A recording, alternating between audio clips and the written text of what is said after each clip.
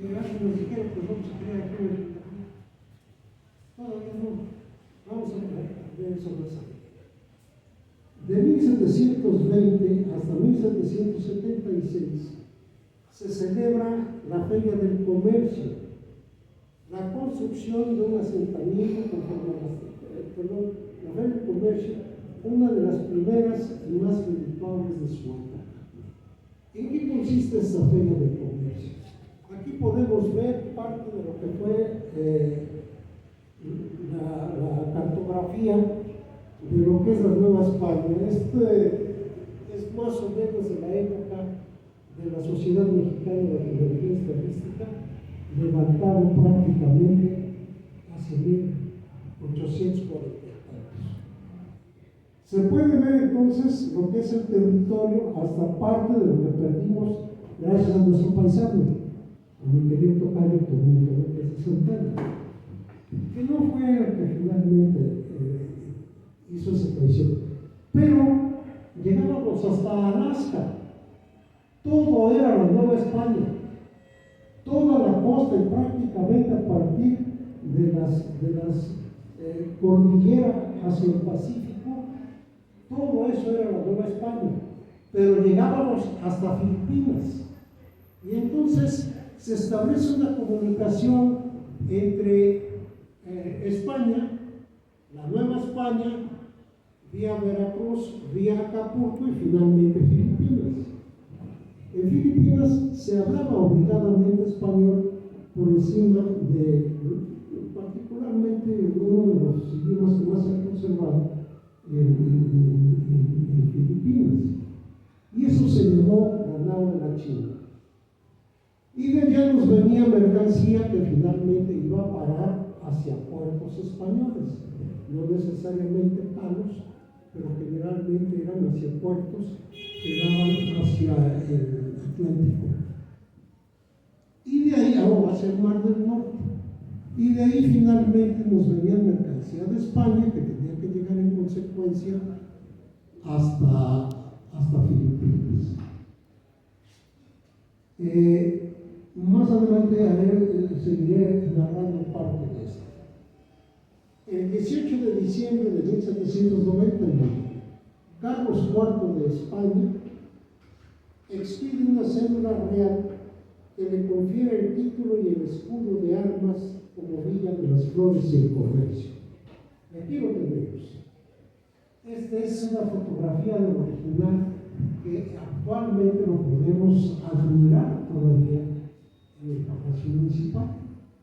Pero ahí mismo, en el Salón de Cabildos, un maestro Bernal, se llamaba él, de gobelinos y de tejidos, que dio clases en la Escuela de Artes y Oficios, creada en 1957, que posteriormente sería la Secundaria Técnica número 3, y finalmente número 36, y finalmente la número 3. Tenía esa característica. Él hizo muchos gobelinos que actualmente se encuentran como parte de los obsequios que hizo la ciudad de Jalapa a ciudades hermanas. Y es una verdadera obra de arte. El 22 de junio entonces, en esa época, don Carlos IV de España le confiere a Jalapa el título y el escudo de armas, y se le conoce a partir de entonces como Villa de las Flores y el Comercio. El 22 de junio de 1793, se corrobora la cédula real expedida por Carlos IV de España. ¿Por qué no nos admira esto? Porque, pues, imagínense, casi 3 meses de ida, 3 meses de regreso, y luego vamos a corroborar un documento oficial, pues ahí te va, otros 3 meses de ida y otro tanto de regreso, y en lo que se autoriza a partir de la recepción de la correspondencia de Su Majestad el Rey, su magia de Dios aquí en México, para ser coloquiales, pues se tarda un momento. En 1796 se instala el primer ayuntamiento de Jalapa. Hasta entonces se dan cuenta que siendo esta la vía del comercio, es necesario darle a Jalapa una connotación eminentemente civil y en consecuencia que surja la autoridad correspondiente. A Chihuahua, ¿cuántos años después? Sí, increíble, ¿no?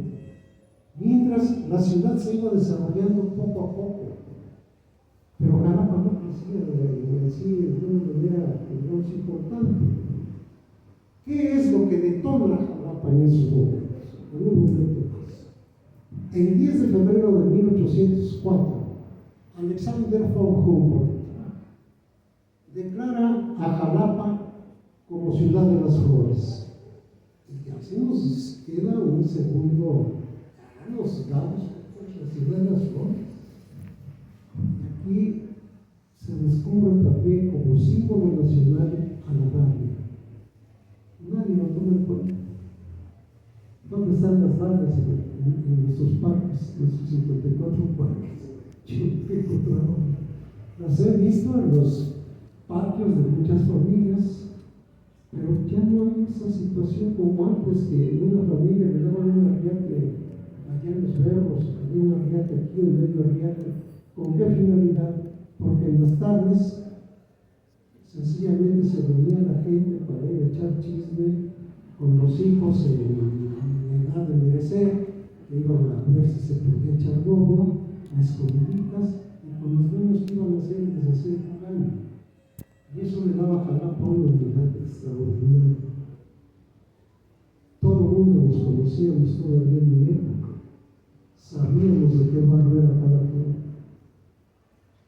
En los cines nos conocían, esa viene de fuera, esa es de tal lugar. Aquí una de las embajadas culturales más extraordinarias que había estaba ahí en González Ortega en Insurgentes, de Blue Hill Town Embassy, la embajada de Cerro Azul. Y esa casa la habitaba el montón de muchachos de aquella época, cuando éramos muy jóvenes.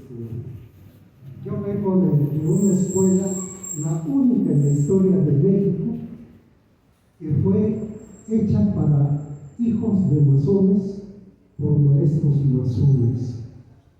Y no me avergüenza decir, desde entonces me han conocido como el comunista.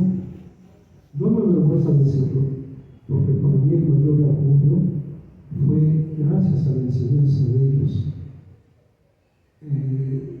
Llegar a la manera que pudimos llegar en otro tipo de estudios y en otras disciplinas. Bien, continuamos. Desde la invasión de Jalapa en 1521 hasta llegar a la categoría de capital del estado de Veracruz han transcurrido 301 años. Jalapa bonita, tranquila, hermosa, romántica. Imagínense ustedes una tarde de estas. Bueno, generalmente estaba lloviendo en esa época, pero Jalapa, todo se sabía de todos y cuánta gente vivía en ella. Ahorita vamos a reírnos un poco. De 4 barrios, entre los cuales había 4 grupos sociales diferentes que conviven en paz. La evolución de Jalapa pasa a ser primero caserío, luego una congregación, luego un poblado, luego villa, luego un pueblo y finalmente ciudad, y al rato, oh sorpresa, ciudad capital del naciente estado de Veracruz. Todavía no se llamaba Veracruz, no me llamo, ahí se cantaba el Desde el inicio de las operaciones portuarias en la isla de San Juan de Broma y la apertura de la ruta hacia la Ciudad de México, el traslado de mercancías se enfrenta al paso del camino entre pantanos y ciénegas prácticamente desde la salida de Veracruz. Y la salida de Veracruz tenía como límite prácticamente una iglesia que, si conocen Veracruz, es la ermita de que está contra esquina del Parque Zamora, donde arranca la avenida Díaz Miró. Todo eso eran pantanos. De ahí en adelante todo eso eran pantanos y se abría prácticamente hasta San Julián y se abría prácticamente hasta la cuenca de Papaloapan y se seguían esos pantanos, aunque no me lo quieran creer, porque estaba lleno de selvas, hasta la zona más hermosa de Veracruz, que es el Sotavento y la cuenca del Coatzacoalcos. En consecuencia, salir con mercancía del puerto de Veracruz, más bien de San Juan de Ulúa, Veracruz todavía no existía como puerto, de San Juan de Ulúa, de una isla donde se pasaba la mercancía como fuera posible, se desembarcaba ahí frente al café de la parroquia y de ahí tranquilamente se llevaba en carretas. Todo el mundo era una carreta chiquita, no, eran señoras carretas jaladas por 8 o 10 bueyes con capacidad de 60 toneladas, las mismas carretas que venían desde prácticamente desde Nuevo México, por esa famosa ruta o Mar del Plata, como se le llamaba, para llegar finalmente a Veracruz con plata y oro, almacenarlo, si les iba bien, o en Santiaguito o enfrente en San Juan de Ulúa, y esperar a que pudieran salir entre 350 y 550 barcos protegidos por la Armada Española, porque afuera, entre Cuba y Yucatán, o entre Cuba y Puerto Rico, o entre Cuba y Dominicana, los estaban esperando unos europeos muy amistosos, totalmente honestos, ingleses, holandeses, franceses, italianos. ¿Y qué creen que hacían? Cobraban agua, no cobraban piso, cobraban agua, y se quedaban con el oro español. Eso es cosa que podemos hablar en otra época. Continúo. Al contrario de todas esas pantanos y esteros que prácticamente llegaban hasta arriba de Cotaxla, y de ahí todavía la dificultad del montón de lomeríos, un terreno totalmente irregular, para llegar a Orizaba, y todavía peor, subir de ahí a Tehuacán, por esas pendientes en aquella época, pues era tan difícil que ahí había indios o negros que se habían escapado de la esclavitud y que de alguna manera robaban la mercancía. O por otro lado, también muy buenos españoles, honradísimos. No hablo mal de España, mi abuela era española, vivía aquí abajo. No se preocupe, no hablo mal de España. Pero era la verdad.